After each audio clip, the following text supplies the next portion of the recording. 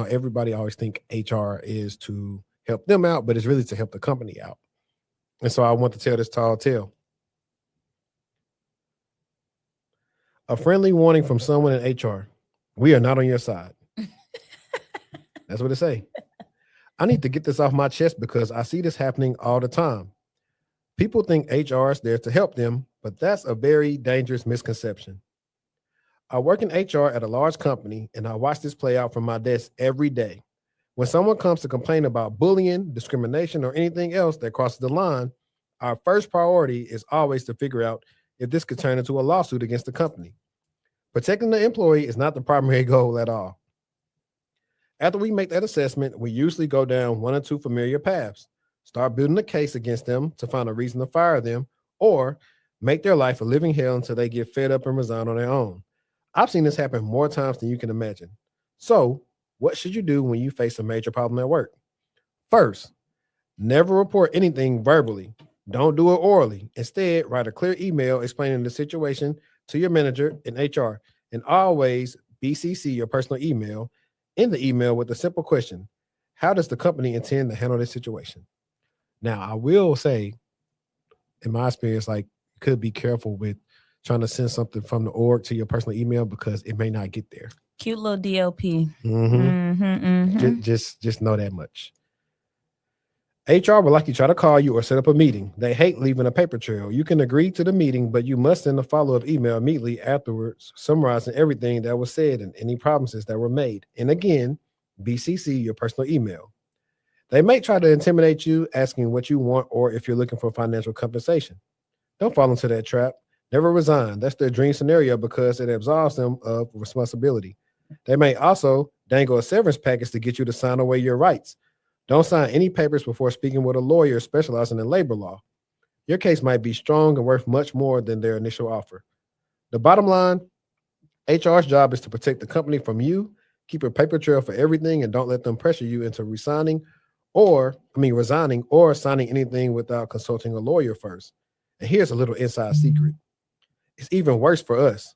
The most vicious I ever seen the department get was when an HR employee themselves reported a problem. Honestly, it gets very ugly. Take care of yourselves, everyone. That's why the company pays for HR and the workers pay for the union. If HR was intended to benefit employees, the companies would have found a way to make workers pay for it. It is very important to take precautions and not trust anyone, and to always take precautions such as keeping your resume updated, following the job market and available jobs as they come, and knowing the available tools that can help you during an interview. Among them is Interview Man AI, which helps you answer the difficult questions in interviews through a hidden window that gives you a real-time response. This is very useful if the person actually possesses the skill but feels nervous during interviews. Please don't trust any part of the company. I'm not mad at it because people do need to hear that. Because I feel like people that look like us love to, I'm gonna go to HR. I'm gonna go to HR. And not knowing, with hopes that HR is going to support their side of the story, not knowing, like it said, that HR is to protect the company. So I thought that was a good article. Yo, man, let me shout out J. Lou real quick, man, for dropping the super chat. Let me hang on. It's not showing. Justin Time J. Lou. Shout out to you. You know what? Let me do it from StreamYard. That's why I'm tripping. There we go. Congrats to making the 200 episodes, y'all. What y'all think of companies penalizing applicants for using AI? Also, this 29 or 39, LOL, if you know, you know. That's a good one. I'm gonna start the second part first, J. Lou. I'm gonna say I think I actually enjoyed 29 more on the second and third listens because it seemed like it was a little bit more cohesive, even though he was snapping on a couple of joints on 39. Secondly, for the companies penalizing people for AI, they're really not penalizing the people like if you're using AI for your resume. I mean, they do want it to be decent. I would say that much. However, and I've talked to people in interview processes when it's hiring managers, they're saying these people don't even attempt to try to interview or do anything the right way. Yeah. So back to what the HR person was saying using this interview man thing, don't use that. Because now, like I had to do an assessment the other night. I had to show my camera and had to record my screen. You're not finna out finesse the stuff. Everything y'all do, there's gonna be something to counter it. So instead, you're better off just being honest and giving your best foot forward and losing, hopefully getting some good feedback to get better at interviewing versus cheating and then possibly all these people starting to put you on this like do not hire list, and now it's even tougher for you to get a role. So that exists too. But for the most part, they don't care if you use it on your resume.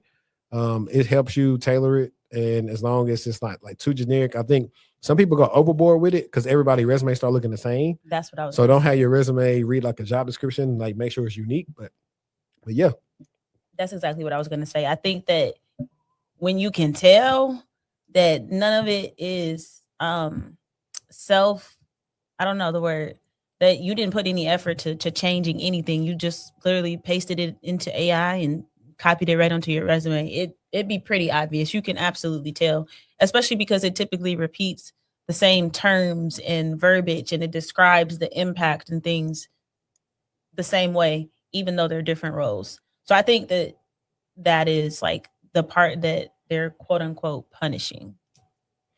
Yeah, no. But I'm gonna say I haven't listened to the J. Cole album. I'm just gonna pick one. I'm gonna pick which one was he talking where he kept calling that guy the bad word? Poor thing. Yeah. Which one is that on? I think that's Disc 29, I think. Whichever one that is on is the one I'm for. So the song I just put on my story, that's on J. Cole too. Mm-hmm. When he said, "Who the one that put the city on?" Yeah. That's him. Like I said, excellent. Like I'll tell people now, I've been to a J. Cole show. Excellent. Did I understand? We'll go again.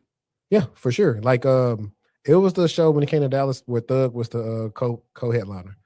So we got the rap. Like when I tell you everybody got hyped the rap lifestyle, like to the top of Youngs. But the crazy thing about that Cole concert was that I told everybody, if I'm lying, hold on. Matter of fact, I'm hit the Kevin Gates. If I'm lying, listen, if I'm lying, may God strike my kids down. I told him, I said, hey, we're not gonna leave here until Cole do no role models.